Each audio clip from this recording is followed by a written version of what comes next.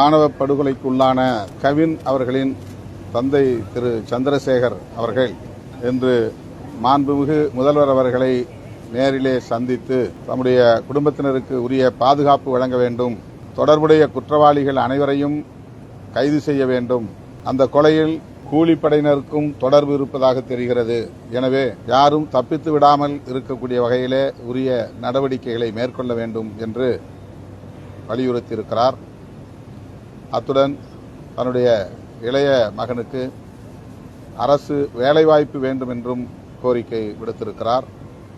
முதல்வர் அவர்கள் கனிவுடன் இந்த கோரிக்கைகளை செவிமடுத்தார், நிறைவேற்றுவதற்கு உரிய நடவடிக்கைகளை மேற்கொள்வார் என்று பெரிதும் நம்புகிறோம்.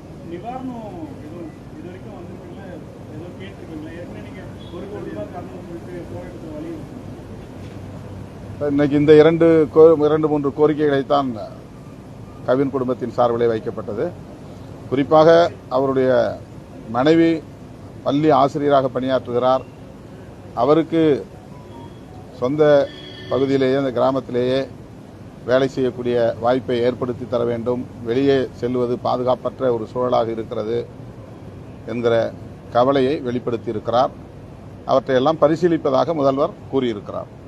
ஆணவ கொலைகள் தடுப்புச் சட்டம் இயற்ற வேண்டும் என்பதில் விடுதலை சிறுத்தைகள் கட்சி தொடர்ந்து உறுதியாக இருக்கிறோம், வலியுறுத்தி வருகிறோம்.